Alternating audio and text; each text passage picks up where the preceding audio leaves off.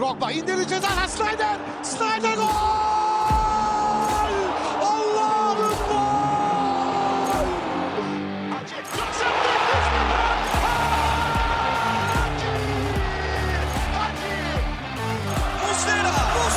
Muslera! Fernando Muslera! Golün adı Muslera! Sarıyoglu, Drogba! This is incredible! Merhaba and welcome to episode 31 of The Lion's Den, a Galatasaray podcast done by the community for the community. Yet again, as you see, I'm your host Emre, and today we have a third of the crew, so it'll be a different experience for you guys. Hopefully those who listen today will enjoy what we got in store for you. So today, my partner, let's give a shout out to him. He's the Nelson to my Marcal, Pokemon trainer, aka John Ketchum from Maple Syrup Land. John, how you feeling today, brother? I'm good, man. It's just you and I. Brooklyn meets Toronto. Love to see it. Let's do it, man. Brooklyn x Toronto. Yep. You love to see it, bro. What do you think of the guys not being here? Oh, I don't know. There has to be there's gonna be some repercussions for that, I think. We'll have to figure that out. But yeah, it's been a while since we had the full squad. But yeah, we'll have to have a punishment for that. We'll see how it goes. We have to introduce a fee or fine. And you know Summit's not gonna like that, being as Jewish that he is. Yeah, that's a €50 fine every podcast. Oh man. You know what's so funny about that actually? I remember he mentioned that once. He was like, I'm gonna start finding you guys, the ones that don't show up. Bruh. Where is he? Oh my god. Where is See, he? this is a good example of why you shouldn't say things that you can't keep up with or you can't back up. Listen along, Summit Effendi. Hashtag where is Summit? Yeah. Hashtag Summit is missing. All right. So yeah, it's just the two of us today, John. I think this will be a more streamlined kind of podcast. Well, we're going to be talking about the obvious today, the Adana Demirpsor game, which after seeing the events of what went on today with the derby, it's a rough tie, in my opinion. It should have been a game that we should have won.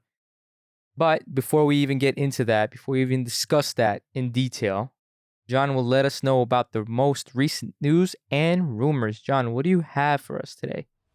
All right, let's get into the news. Wanda Nara drama. News recently broke that Mauro Icardi and Wanda Nara have separated, with Wanda confirming the news herself on social media. A couple days later, Wanda and Icardi were seen posting photos together, seemingly forgiving any issues they may have had together.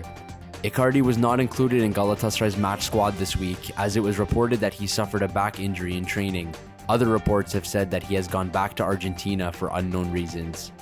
Vole has released an interview with Ryan Babel where he had some interesting comments regarding his time at Galatasaray. He stated that Dominic Torrent was the best coach he ever worked with in Turkey. He was very clear on what he wanted on the field, and it's not fair to judge Torrent considering last year's team.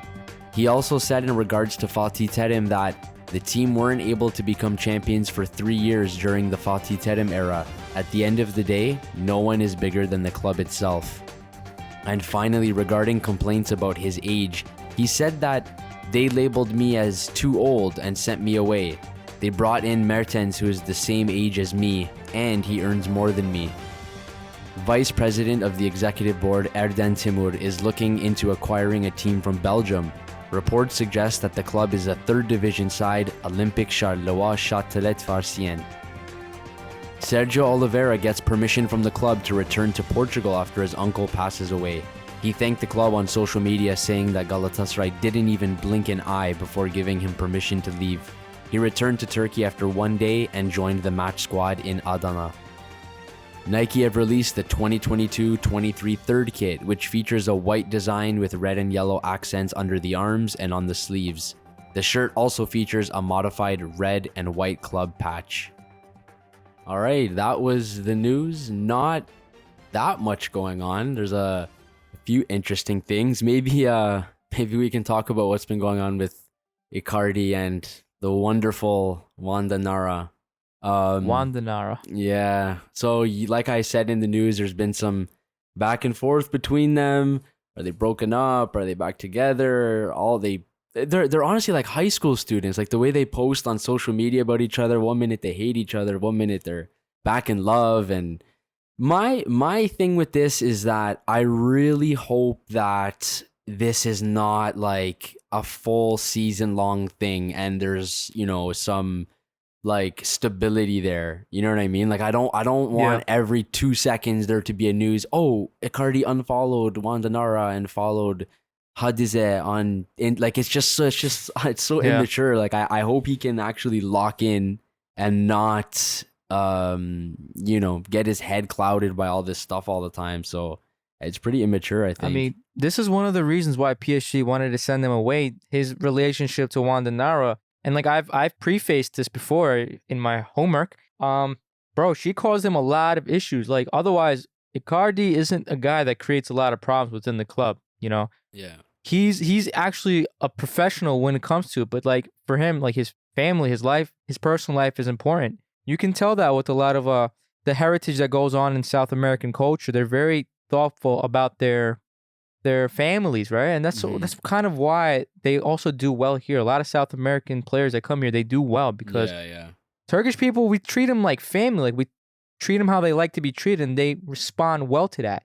But going back to what you were saying, dude, I think this is going to be going on for a long time. But the most fortunate thing is we're only paying, what, $750K for Icardi? Right. So if this was like a $3 million, you know, yearly fee or yearly salary for him with like a 3-4 year contract, I would be very upset. Yeah. That's actually a good point, because it's not like we are, you know, it's not like we have a heavy investment.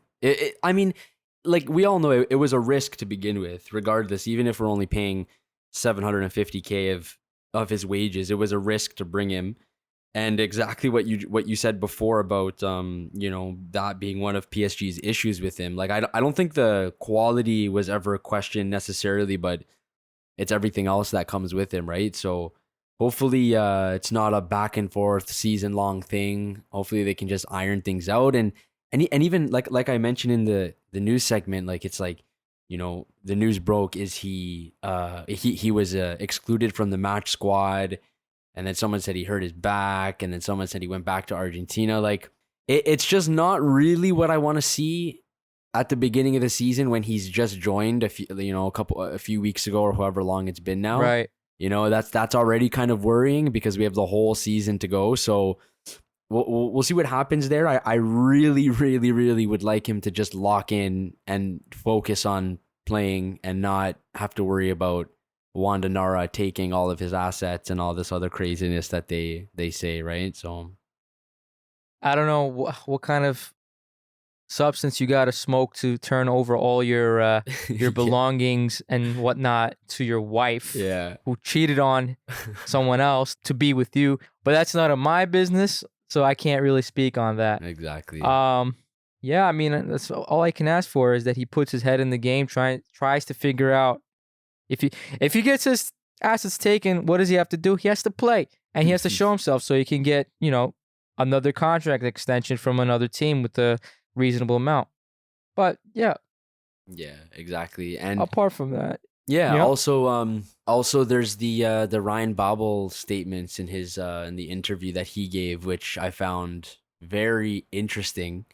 Like I mentioned, one of the things he said, which I can imagine how controversial that is amongst the fans, is saying that Dominic Torrent was the best coach he ever worked with in Turkey. So he was praising Torrent there, and to be 100% honest, that doesn't really surprise me at all. I wasn't surprised by that just because of we know, you know, what qualities Torrent has. Like we know that when it comes to like the analysis of the game and the understanding of the game, we know for sure that he was, you know, he was good enough. Right. I think undoubtedly. I think he had issues in other places, like actually being a coach and being a leader and stuff like that. That's what I was questioning. But yeah, Babels, he seems, and it was almost like I want to say it was really low key, kind of a jab towards Fatih Terim, because, you know, then after he said that, he said, well, Galatasaray, they weren't able to become champions in 3 years during the Fatih Terim era. And then he's like, well, at the end of the day, no one's actually bigger than the club. So it's like, it's almost like he presented that in such a way as, as to say Fatih Terim has this ego and, he thinks maybe he could be bigger than the club. And anyways, he wasn't even the best coach I worked with. It was Dominic Torrent anyways. You know what I mean? He kind of played it off that way. Yeah. I mean, someone get the CDC because his ass is clearly burnt and needs some healing there, because what is he talking about? How you only been with Dominic Torrent for an X amount of time. You can't really say he's the best coach. You don't know what he's going to be able to do. What has he done that you're comparing him to this other coach who's been here plenty of times, has gotten immense amount of trophies. But and he's not wrong. We didn't become champions for 3 years, or it's more like 2.5, right? His first 2 years he became champions, and one of the years he's just missed it by a goal difference. Yeah. So it's not like he didn't do anything. Yeah. And also it's like, as soon as I heard that comment he made about Torrent, I was like, well, obviously he's going to say that, because as soon as Torrent came in, he gave Babel like tons of chances. Like, I don't know if you remember that, but Babel wasn't playing that much. And then as soon as Torrent came, next thing you know, he's playing against Barcelona, starting every game, which I thought he stepped up, like he improved as well. Like I thought he was playing a lot better than he was before. But, it's just like, of course you're going to say that about the coach that gave you a chance. Right. He's a goody two shoes, right? Yeah. What really set me over the edge was how that Mertens comment. Yeah. They said that he was too old, but they bring in Mertens, who's the same age as him and earns more than him. I don't think Mertens earns more than you.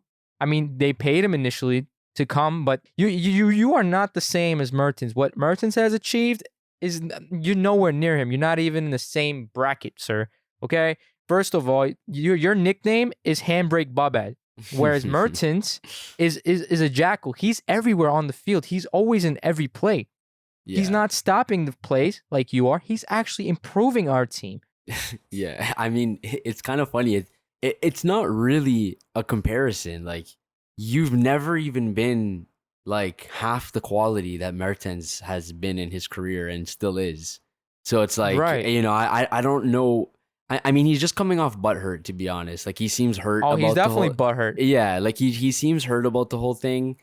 And I don't know, like, I don't want to bash him too much, but the way that this whole thing was presented, it kind of left, a bad impression, sort of, and it's like, would you still say that if we brought in like Cristiano Ronaldo? Like, would you say, oh, he's older than me and makes more money than me? That's bullshit. It's like, yeah, but dude, he's a way better player than you now. And exactly, he always has been a better player than you. So it's, like, I'm not really sure what you're complaining about, right? Yeah, if you were such a good player, you'd still be in, Premier League or with Liverpool. You wouldn't have been through Super League for so long. So how are you going to compare yourself to a guy who's literally Napoli's legend, who Maradona donned Mertens' jersey and said he loved Mertens? Yeah. Okay. Who loved you, boy? No one loved you. Yeah, Get out of here. It's not a comparison at all. And also, as a side note for that, I'm really happy we don't have our Dutchies today to, fight for his life and defend Babel's rights. Right. It's like they turn into lawyers all of a sudden whenever we talk about Van Aanholt or Babel. Yeah, exactly. But another thing as well that really I was, I guess, just happy to see is just a kind of a heartwarming thing was with Sergio Oliveira. He made just like I mentioned as well, he made a post on social media just saying thanks to the club, and it seems like his uncle passed away, and he was given permission right away to go back home and do what he has to do back there. So, obviously our condolences to Sergio Oliveira and his family. I'm really happy to see the club, they didn't even blink an eye, as he put it. And it's so nice to see, because I think that, we don't have that much. Like, we're not in the greatest league. We don't have a lot of money, but we take care of our players, and we treat this like a family, right? Like, we treat Galatasaray like a family, and it was really, really nice to see. And you could tell the appreciation was there, man. Like, I for sure the appreciation will go a long way, and I hope he just repays us by, putting in performances on the field. So I was so happy to see that. I mean, it will act as a good reference to people going down the line, because how many players have we gotten just through the fact that we got references? Torreira, why is he here? Because of Muslera. Why is Muslera here? Not only is he a good player, but he loves the club. Yeah. And in order for him to love the club, there has to be something there. Yeah. It's not just the fans, it's the culture within the club, right? What's the motto of the club? It's not your technical abilities that keep you here, but it's your character, right? Right. That's so important within Galatasaray. Yep.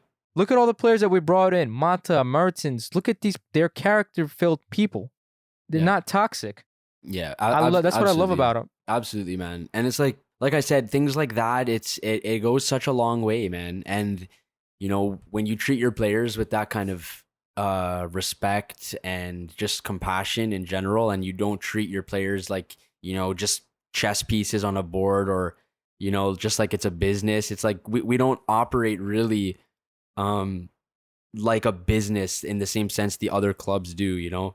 It's and I think that's one of the benefits that we have, although we don't have the money or the quality in the league, or we don't even have European football right now, you know, let alone the other stuff. But yeah, I think that's a nice thing that other players can see, and, you know, hopefully players are attracted to that. You know, I mean, I wouldn't want players that take that sort of thing for granted. You know, if players appreciate that, and, you know, they look like good towards that sort of thing, then those are the players I'd like to see in the club playing, right? Right. So yeah, that was awesome to see. Who wouldn't be attracted to this glorious club?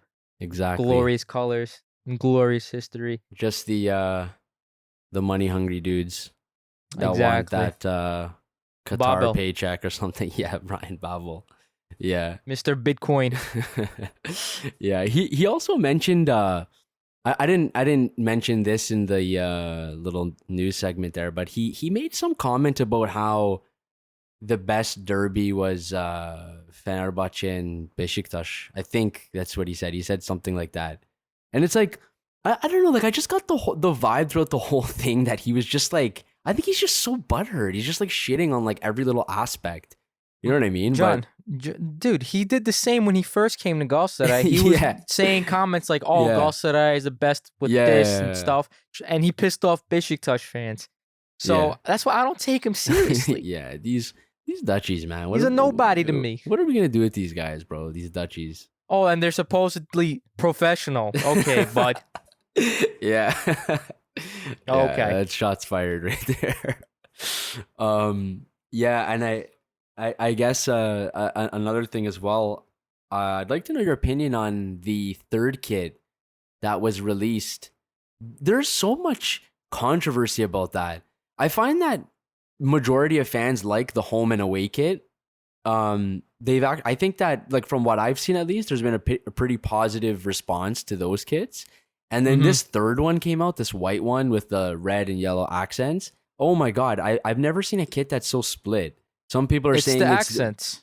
I guess so. Like, for me, when I saw the leaked pictures for it, I thought that it looked kind of like a t-shirt, but then I was like, well, let me see what it looks like with the sponsors and everything. I think it looks more complete with the sponsors. I don't know. I don't think it's that bad, but I don't think it's good really either. Yeah, I was going to say my personal favorite is the black one. Yeah, it's really nice. Of course, the Partula looks nice and all, but I just don't like that bow tie thing on the Partula. It just irritates me. I just want a clean collar. Yeah. And just a Partula. Just give me the classic Partula, bro. That's all I want. I actually wouldn't mind a jersey with that, like the actual collar. You know, going back to our 2012, 2013 season. Yeah, I wouldn't mind another. I feel like I don't want to say it's out of style. Like, I don't really see jerseys like too many jerseys like that anymore, but I actually wouldn't mind. But then there's the whole discussion of if we should even continue with Nike to begin with, because, you know, a lot of people think that they've been kind of doing us dirty the last few years, which I more or less agree with. But yeah, I don't know. Who would you think would be a good sponsor? Like, there's. So I don't like Puma. I like Adidas. Yeah. Adidas has just been consistently well. Yeah. But the thing with our sponsors, we apparently have a pretty good deal with them. They pay us apparently 6 million euros Oh. or close to that. Oh, really? A year for the sponsorship. Yeah, I heard it from Süleyman Rodop So while I was listening. the thing is with that is, yes, I like Adidas as well. And I collect vintage Galatasaray shirts, right? So a Yeah. lot of the vintage ones I have are from Adidas, and I have to say, like, the quality is better than the shirts we've had in the last few years. They've been really bad, man. Like the pro version or the player version of this year's jerseys I have, it's right next to me actually, and that's good. But then the fan version or whatever they call it is really, I just feel like it's a waste of money almost, man. Like the quality is just not there. Is it? You think it's because of the current state that the country is in? People probably can't Yeah. afford it. If it was like really good quality, like back in the day, obviously the economy was way better. It's not like this. Yeah. I really don't know. I have no idea why it's been like, I guess that's one, that's a good reason, I suppose. Or it could be but capitalism, where yeah. get the most money, get your margins up, and just screw quality. Yeah. I would like to see what other sponsors are available, but at the end of the day, this is a business. It's about Business is business. Exactly. So we're not gonna switch just to get better quality or something and then get less money from them. So Right. yeah, it is what And it for the is. listeners that are listening, John has a pretty extensive collection. If you guys would like to see pictures of that, you can let us know. Yeah, for I'm pretty sure he wouldn't mind showing off that swag. I the love GS showing swag. off. I love showing off. I'm getting there. There's a lot to collect, but I think I don't know. I think I have a respectable collection. Yeah, if anyone would like to see that, we'll drop some heat for you on the Twitter. Absolutely. But yeah, maybe should we get into the match performance or? I was gonna get into that, and so yeah, Coach John, take us through. All right. So this was match day 8. We were away to Adana Demirpsor, leader for the week going into this match day. They were the leader. I'll go through our starting 11 here. This one finished 0-0, by the way. This was scoreless. We'll talk about that million chances we had. But anyways, our starting 11, Muslera, of course, in goal. The back line was Sasha Boy, Victor Nelson, Abdul Kerim, Léon Dubois, left back, Lucas Torreira, Frederick Micho, Mertens, Yunus, Kerem, and Gomis starting up front. Torreira was one of our best rated players. It was close. I'm seeing on different sources between him and Sasha, but it seems like he was our highest rated player. And we'll jump into some stats as well here for you guys. So in terms of possession, we had 55% as opposed to the 45% for Adana. 25 shots for us to 11 for Adana. And the expected goals were 2.5 for us and 1.44 for Adana. With that said, we can start talking about the match in the first half here. So, I think this is always in a tough away match. This year especially, since Adana are really good. They've had some great results. They're a really tough team to beat. And I have to say, in the first half, I thought that we really, really struggled to get like just any type of control in the match. I think Adana had more possession and they just seemed a little more in control, especially in front of their fans. And one thing I found interesting is it was like apparent right from the start of the match that they just kept looking for Onyekuru. Like they were just looking for him over the top, long, like they were trying to put him in space. And I knew going into the match, it was going to be like a really good showdown between him and Sasha Boy. So of course, halftime finished 0-0. There was a lot of cards in this match as well. The first half just had one. It was Stambouli, who picked up a yellow, who would later get sent off in the second half. We'll get to that. But Yeah, I thought we really struggled to find any momentum and, start to get our wheels going in the first half there. I thought Adana did a really good job just breaking up play. We couldn't really settle into any possession when I thought they were doing a bit of a better job than us there.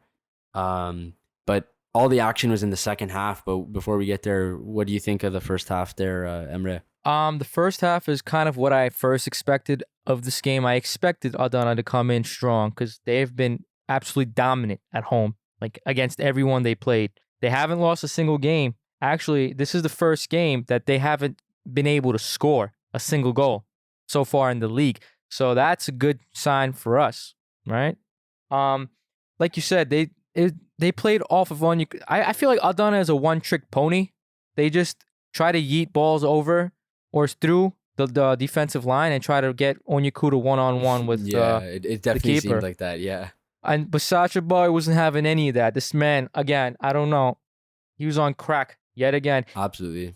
He definitely did stop Onyekuru, apart from a few times where Onyekuru actually just managed to get away from him, and just like Bowie he was smart about it. He pulled his shirt and he just took that yellow card. So that was just one time he lost to Onyekuru, but like how many times did he win against him? Like 7-8 times, right? Absolutely. And so this is the first time we've actually seen a midfield consisting of Mitchell, Pereira, and Mertens. Like, this is the first time. Mm-hmm. And I actually really liked how they played first half. I think the rest of the team around them was kind of struggling to bring forward any type of momentum. Mm-hmm. But I really like our midfield. I think they did pretty well. Concerning that, Adana's midfield is no joke either. Belhanda has been in one of the best forms she's ever been in a long time. Emre Can kind of settled in well. He was doing well. And like Stambouli, like, he's good, bro. He's one of the players I really liked on that team. But apart from that, I think it was a give and go, more so towards Adana Demirpsor. But I don't think we did bad.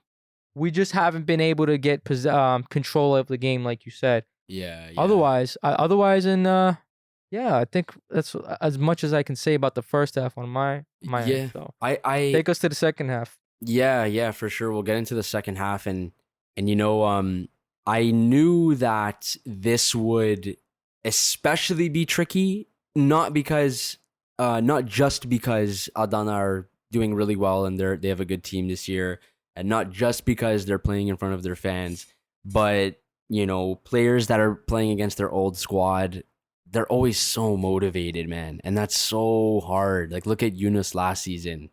He was scoring left, right, and center on us. And it's so tricky to play against your either former players or current players if they're on loan. They're always so motivated. And I mean, if anyone is going to use that to their advantage, it has to be Adana Saray, right? I mean, Belhanda, Emre Akbaba, Onyekuru, Ndiaye. I forgot even to mention Ndiaye. There's so many players. Exactly, bro. And like, dude, Ndiaye is still good. I think he was one of the highest rated players as well for Adana. He played pretty well too. And that's so hard, man. Like, especially for a player like Belhanda, who's, I in my opinion, he's not the greatest player, but I don't think he's necessarily bad either. Like, he's been doing well for Adana. And, you'd have to imagine that he would be playing especially motivated after how he went out and things like that, right? So yeah, definitely knew that was going to be tough. So we'll get into the second half then. Again, second half started a little bit choppy, a little bit back and forth. I thought at the beginning there, Adana looked a little bit better. There was some more yellow cards picked up. Sasha picked up a yellow card. And then in the 57th minute, we saw the league debut of Juan Mata. Now, we had a friendly against Istanbulspor during the international break. And like, Juan Mata just amazed everyone with how he was playing. He was just phenomenal, man. Like, every time he got the ball, it either looked like he was creating something, just putting the ball in a dangerous area. He wasn't losing the ball. Like, he just looked phenomenal. So we actually expected him to start this match, but he came in pretty early, 57th minute. He started doing his thing. I thought that he made an improvement right away in how we were, at least starting to take control of the match. And then we got a gift. We got a gift in the 64th minute. Stambouli fouled Mata and got the second yellow, and he was sent off. And we were playing with, they were playing with 10 men from the 64th minute onwards. And we couldn't get it done. We couldn't score in that second half. Towards the end, we were just bombarding them. Mertens missed a really good chance, pretty much open net that hit the crossbar. We had some free kick chances that were squandered. And ultimately, we couldn't put one past them. And there's a lot to talk about in terms of individual performances. Emre, maybe we can just start by discussing what we think of Kerem and Yunus. I was gonna say before we speak about Kerem and Yunus, everyone's gonna probably say, yeah, they weren't great. One person I forgot to actually talk about was Gomes. We didn't really touch on Gomes. Right. I think he was terrible, awful this game. Yeah. And from this point, I don't think we'll be seeing him anymore. I think we'll either see Mertens at 9 or we'll see Seferovic until Icardi, exactly figures out what's going on in his personal life. Does he have a wife or not? I don't know. We'll see. But I think Gomes was bad, really bad. I don't know how you can be so good when you're coming off the I guess Gomes just needs a tired defense to actually show his worth, because why can't you show your prowess in the first opening 30 minutes, right? Yeah. It looked like he was playing for 90 minutes. Like he played 90 minutes and played another game just, when the game started. That's how tired he looked. Yeah. He was like a wraith. Nowhere to be seen. He couldn't do any 1-2s. He couldn't hold up play. He couldn't do anything. And he was just slow on everything. So from this point on, I only see Gomes as a 30-minute option when all else fails. Yeah. But coming off of your question about me thinking what I think about Kerem and Yunus, oh man. I was going to have an aneurysm yesterday because of how many, I didn't expect this much from Yunus, because he hasn't been bad. Yunus has not been bad. Mm-hmm. He's been okay. But this game, I don't know what's gone into his head. I think that pressure is just complete, cascading, it's just mounting over and over, and it's just getting to his head. Because have you noticed at all Yunus ever taking the ball inside and trying to to cross it in for an assist at all this game? All I kept seeing from him is him trying to take it onto his left foot and shoot, shoot, right? Or just trying to pass it straight towards to the middle of the box. What's going on with you? Where are you? Where's your head? And then Kerem, I don't even have to talk about Kerem. Every ball he gets is just either going to lose it or he's going to hit it into the defense or just going to kill the play completely and pass back to Dubois. Yeah. It was just absurd. Yeah, this was honestly really, man, it was just hard to watch, honestly. That's pretty much all I can say. It was really hard to watch. I think that the most disappointing thing about all of this is that before the season, we were saying to ourselves, number one, how lucky we are to have, obviously we have to have 3 Turks on the pitch, how lucky we are for 2 of them to be probably what we thought were the best wingers in the league in Kerem and Yunus. That was the number one thing we were excited for. That is not going well, clearly. And number 2, how much potential that both of them had, under Okan Buruk, under a coach that, a lot of people thought would be a lot better than Dominic Torrent, which maybe he is, that's a different discussion, but it was just the thought of the potential that both of them have. And I don't know what the issue is. I don't know if it's because there's a lack of competition and they feel that their spots are just secured, regardless of how they play, because we need these Turkish players. I don't know if it's the pressure. I don't know what it is, but I've never seen 2 players that are so wasteful, man. In every phase, and the build-up is just, they're wasteful. In the final third, their shots are horrible, man. It looks like they're shooting a beach ball. The second they kick it, it just goes straight up. It's so frustrating to see. They've been having trouble creating anything, and I'm not sure. Like, I think Okan Buruk, I think he has a lot to do to get them in proper form, in the form that we need them, because they could be two such good weapons, man.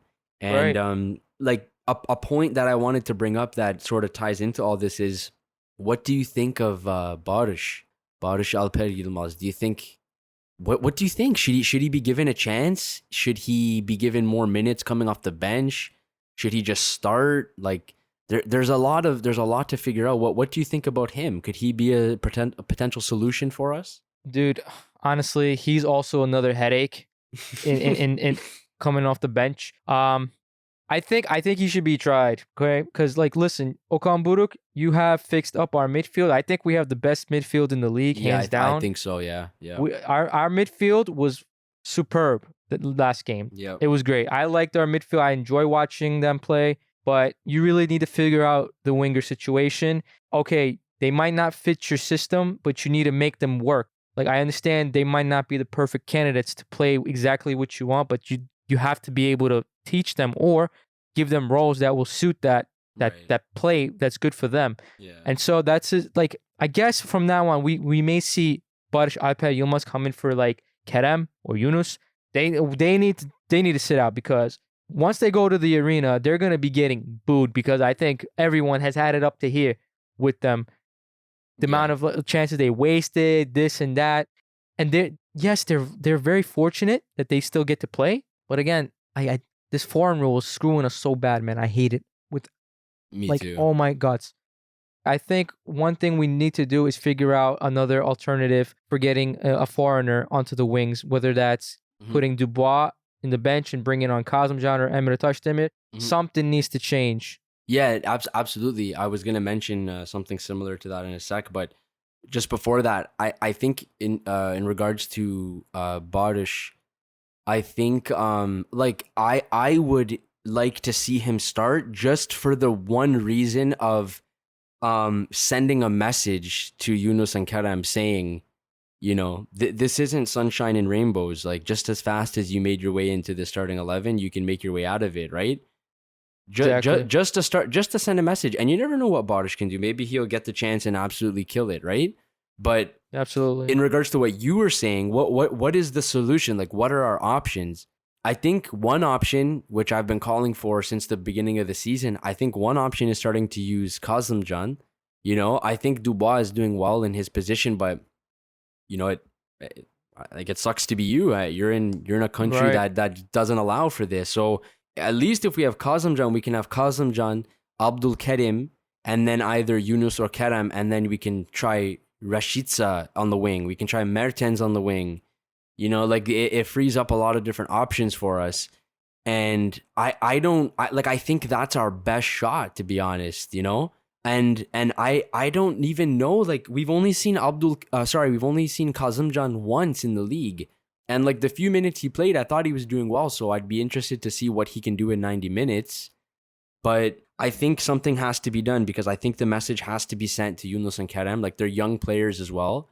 And you don't want them thinking that they're invincible and they can do no wrong, right? That's definitely not what we want for these young players. So I think that a solution needs to be found from Okan Buruk, and hopefully that's one that he considers.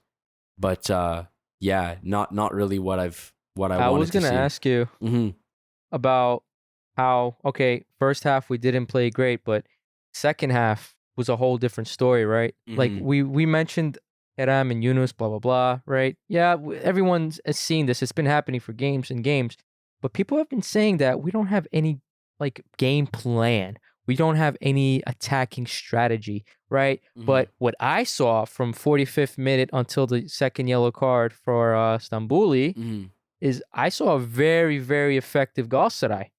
Very effective Galatasaray. Almost, it was like a very dominant, 15, 20 minutes. It's like, do you see light at the end of the tunnel, John? I saw light. I'm like, okay, if Galatasaray can manage to play like this against the Adana Demirpsor, who has trashed almost every team that had come to their stadium, who, if it wasn't for the ref, they would have destroyed Trabzon with a bigger scoreline. Playing against this team with their fans as good as they were, do you see light at the end of the tunnel? Yeah, absolutely, man. Like I don't see how we can't be champions this year. Like I think that we have all the pieces. They just have to come together. That's all. And like I've seen definite improvement from the beginning of the season. Like I was complaining about Okan Buruk. I still think he can do better in certain aspects, but I mean, we all know that what kind of challenge this was going to be, and with all the new players, new coach, like everyone's just trying to figure everything out, and it's difficult, right? But I definitely think that we are improving, and I think that if we continue down this road and we just iron out these few wrinkles, I think that midway through the season, I think that we'll be really, we'll be a really dangerous side. But I am happy to see the improvements. Of course, along the way, we're going to have bad matches, bad performances. Of course, that's expected. This is football at the end of the day, right? Exactly. But no, for the most part, I do see improvement, and there's, more than light at the end of the tunnel. I really, really think that we can become champions this year. Right. And I mean, like, look at the quality in the starting 11. Like, even players like Midsho, who's wasn't even really supposed to be a starter after getting Mertens, Torreira, and Sergio Oliveira. I think he was. Honestly, I think he was meant to be a starter on this team. I mean, Okan Buruk brought him for a reason, right? And I think one really good thing about this is that he brings something different than any of the other midfielders, like Mertens, Torreira, Sergio Oliveira. He brings something different. What do you see in him? I really have to give it to Midshaw, honestly. I think that he's very composed when we're playing out of the back. I haven't really seen him make any mistakes or losing the ball for no reason. I think he's really composed. He's able to keep possession well. But more importantly, and I think the reasons why Okan Buruk wanted him to begin with is because he's able to go forward and play forward. Like, he's actually really good at that. Like, he makes like straight runs through. He's looking to play forward as well, which is clear that that's what Okan Buruk wants to do. And I think he's better at doing that than Torreira and Sergio Oliveira, But, like, I mean, Sergio has a different skill set, and same with Torreira, but I think that he's very unique. So I think in certain matches, I think that he could be really useful. But the thing is I mean, look at this. We have Micho, Lucas Torreira, Mertens, Oliveira, and Juan Mata. Like, that's ridiculous. Amazing. That is ridiculous. And each player is so different. Like, there's no question that not only do we have the best midfield in the league, but the most versatile one. It's honestly, it's just unbelievable, man. Like, each player has a specific skill set. And yeah, it's amazing. And I don't know about you, but I would really, really like to see Juan Mata included in every squad, trio? man. In every team. Like, he is, in my opinion, I think he's the best player that we have.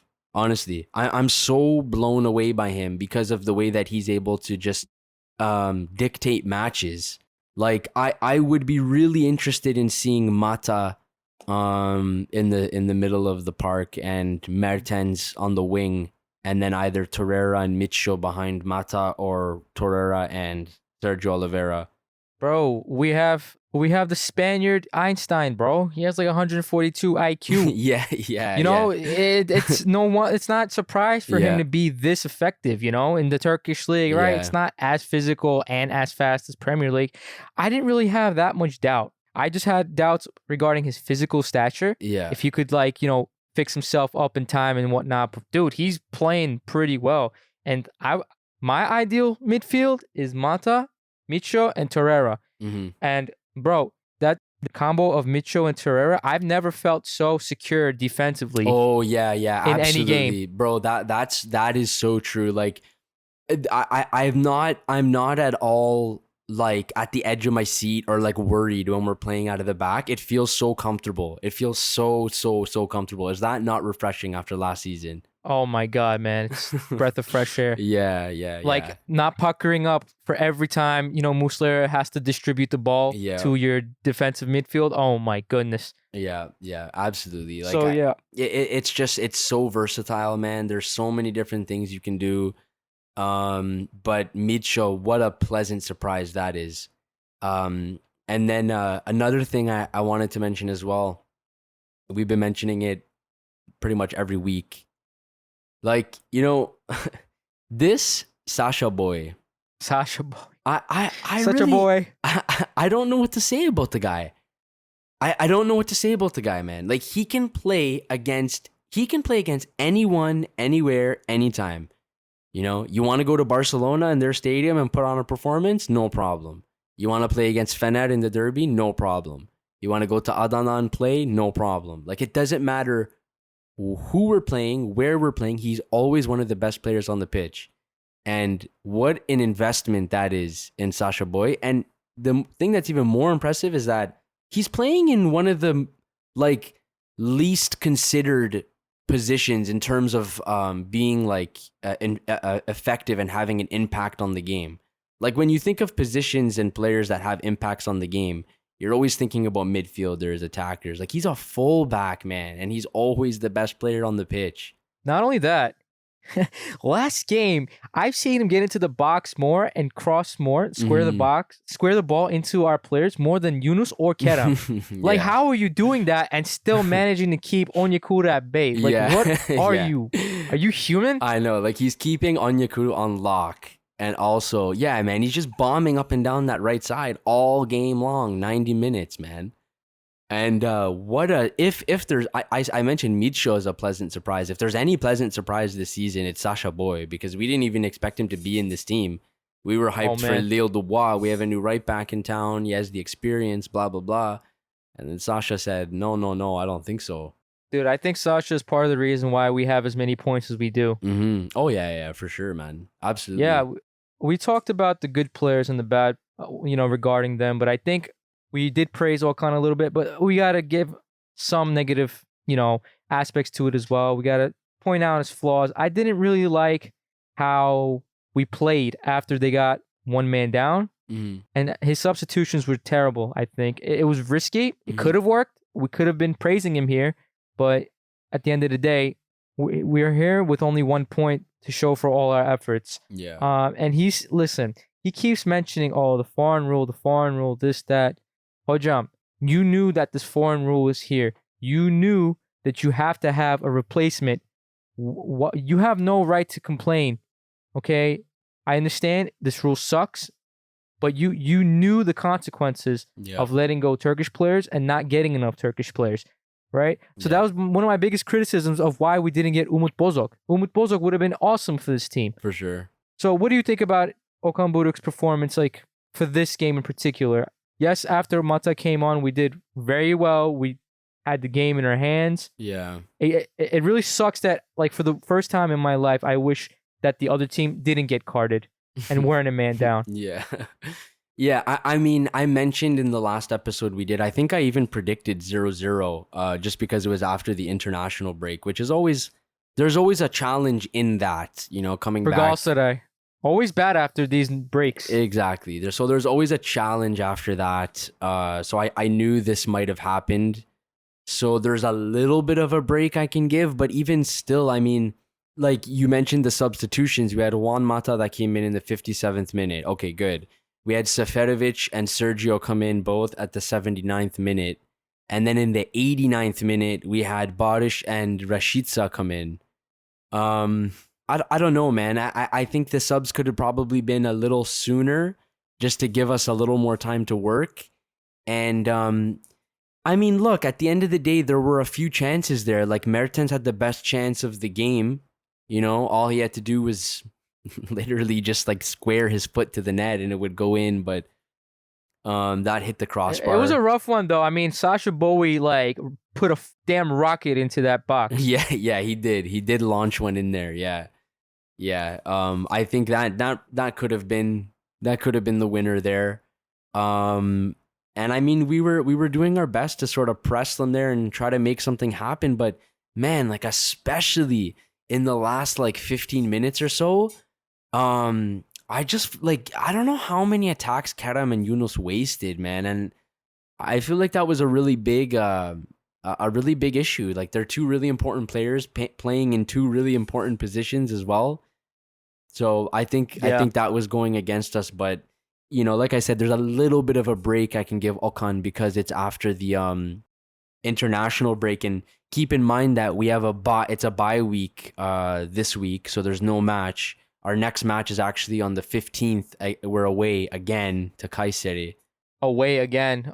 That's going to be 9 games. 6 out of 9 games are going to be away, which is absurd. Man, honestly, like that's really, really pathetic, man. I can't believe how much we play away. And it's like, and then like we can never play two games at home back to back. Like we play away to Kayseri and then we're home for Alanya and then we're back away again for Fatih Karagümrük. Like, I don't know. It's really difficult when literally all your games are away. So that's also something we have to keep in mind as well. But yeah, that's what's coming up in the next few weeks. It's gonna be it's sad actually. It's a sad week without Galatasaray. So honestly, this national team break, people were saying, "Oh, this is gonna benefit Galatasaray so much for chemistry, yada yada yada." I definitely disagreed with all of them because, bro, half your team went to their national team. How are they gonna form any chemistry? Yeah. Oh, of course. If this bye week is gonna be important, this bye week is gonna be the most crucial because everyone's going to be there. And then this is where we'll mesh more, I feel. Oh, of course. Like everyone's going to be together in training, of course. During the international break, we had players legit all over the world. If anything, we just had Mata and Icardi they looked like they were sort of... And Mitcho. And that's right. And Mitcho. So, yeah, definitely. I knew that this was going to happen. This always happens after the international break. But maybe just before we sort of close off here, there's one other thing I wanted to mention. I think that you watched the derby today. I did. Fener. Biggest waste of my time. Yeah, exactly. So there was a derby today, Fener versus Beşiktaş. And I have to say, like just being totally honest, both teams are more or less dog water. I really have to say, like they suck, man. Like I always say these crazy things. Obviously I know, but like no, like honestly, I really don't think they're good at all. I really, really don't. And Beşiktaş had about 4,000 chances to score. They couldn't score. And Fener, like they just don't look good. Like they just don't look that effective. So I watched this match and it made me feel a lot better about the team that we have. Absolutely. Especially the midfield that we have. And I just watched this match and I just couldn't help but think that after a few things are ironed out, that we wouldn't be able to smash these guys, really. Yeah, I was watching the game and I was expecting because the sentiment for the past couple of years is like, oh, Fenerbahçe, Beşiktaş games are always going to be fire, filled with goals, yada yada yada. Yeah. My God, was it a bore fest? Yeah. I was snoozing the whole time. I agree with you. I've said this, bro, from the beginning of the season. What did I say, bro? I said Beşiktaş is basically a team that plays pressing, and usually the first 30 minutes they score. They will cut the game off in the beginning of the game. Fenerbahçe, they have a really good coach. I think he's a good coach, but I just don't think their team is good. Right. Because when you look at their midfield, I think the best player in their midfield is probably Crespo. I like Crespo a lot. I think he's the one holding down that midfield for them. But they don't have any people say we can't attack, then oh my goodness, then what the hell are Fener and Beşiktaş doing? Yeah. You know what I mean? Absolutely. And Beşiktaş didn't do anything almost all game until the 65th, 70th minute. Then they just completely took over the game when they made their substitutions. And then they could have scored. They could have turned that game around. So I would say overall we have the better team. I enjoy watching my team more, right? Because if people are saying, oh, Galatasaray doesn't play anything, Galatasaray has no tactics, this, that. Meanwhile, we get XGs of 2.5 goals per game. Yeah. Would I want to go and watch my team, man? I haven't been this excited about watching Galatasaray since maybe the 2012 era, 2013 era. It's been years. You know what I mean? Yeah. Man, it's very action packed. If you just figure out the two winger situation, bro, it's gonna be even better. Let's see. And our opponents, this is the first time they're coming towards playing rough opponents, right? While we've been playing away and hard opponents at the same time. I know. Opponents that are in form. And this has its advantages, right? We're playing 6 out of 9 games away, but second half we're going to be playing 6 at home. Yeah, and I honestly think that little segment of the season where we're at home, if we're in the title race, I think that we could take over, man. It just reminds me of the season when we won the 4th star there. Man, like it felt like we were just unbeatable at home. Like it was just incredible, man. Like I don't know if you remember when I think it was Beşiktaş came. Regardless, yes. we just felt so unbeatable. And I was actually looking at the fixture list, and that crossed my mind as well. So, anyways, if we can weather this away storm, and you know, just stay in the mix when we get to the time where we have to play all these teams at home, I think we could run away with it. So this could be a blessing in disguise, man. That's all I'm saying. Yeah, exactly. We've done well up until this point, despite this being a brand new team. Yeah. And a brand new coach and a brand new whole board, president, you name it. You know what I mean? It's good. But yeah, if you don't have anything else to say, maybe we could wrap up. Yeah. Let's we'll wrap up then. All right. For those that made it this far, you guys, you're that guy, guys. You're that guy. We appreciate your time. Be sure to follow us at The Lions Den GS on Instagram, Twitter. Follow the most recent news and ask us any questions you want answered. Seriously, we'd love interacting with you guys and we'd appreciate any questions.